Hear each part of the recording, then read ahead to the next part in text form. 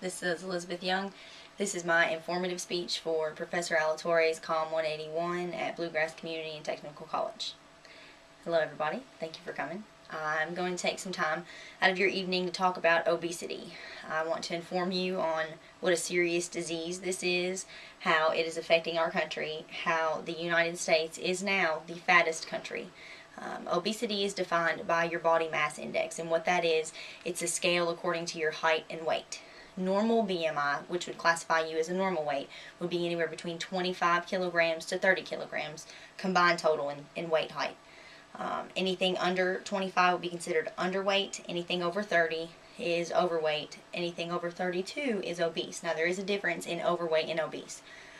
Overweight, you're kind of borderline, you're a little big, you can stand to lose a few pounds. Obese, you're just grossly big, and it's a problem. Having obesity increases your risk of heart disease, heart failure, organ failure, type 2 diabetes, as well as sleep apnea, which is not breathing during sleep, among a huge list of other problems. Not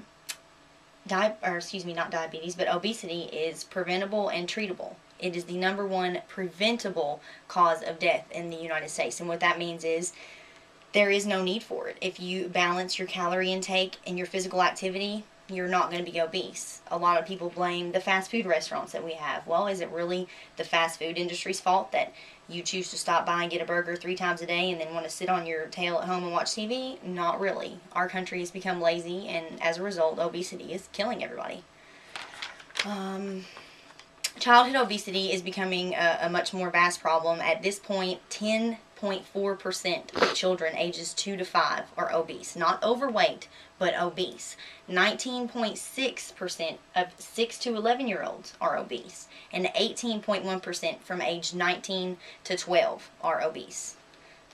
It's ridiculous, and it's uncalled for. There's been many surveys and studies that have been taken by the CDC, which is where I got this information from. That's the Center of Disease Control.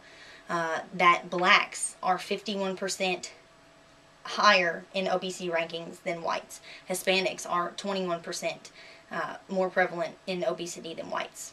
They're doing their research trying to figure out why this is such a problem, but obesity is taking over our country, and the thing that gets me the most, as I said before, and let me reiterate, is that it's preventable. It's treatable with the right amount of exercise and the right diet and the commitment to change the problem. You can get rid of your obesity, and a lot of times when that happens, these people who have type 2 diabetes or that have the sleep apnea, which you could die in your sleep and not even know it, these sorts of diseases will go away. They will eventually pan themselves out. Now, it's not a guarantee, but it does happen very often. When you take the right lifestyle changes and healthy actions, you can get rid of the problem.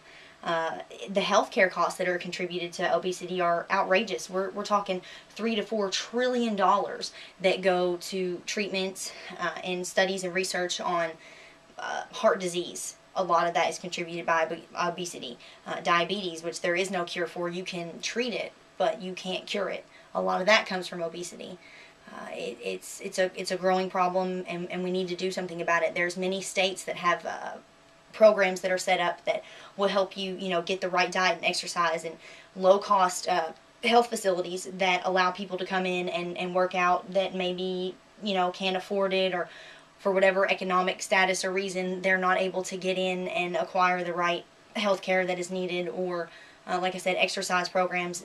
There's ways around it and ways to get yourself in better shape. But I just don't understand why in this country that's so technologically advanced, and all the resources that we have, that it's such a problem, and it's a growing problem. There are statistics that show that there's over 10% to 13% increases in each category, whether it be childhood obesity, adult obesity, or if they break it down into the ethnic regions, that it continues to grow and it continues to be a problem. So, if you know somebody that's suffering from this, tell them, hey, look, you can change this. And as a country, we need to do something to take care of this, because it's 100% preventable.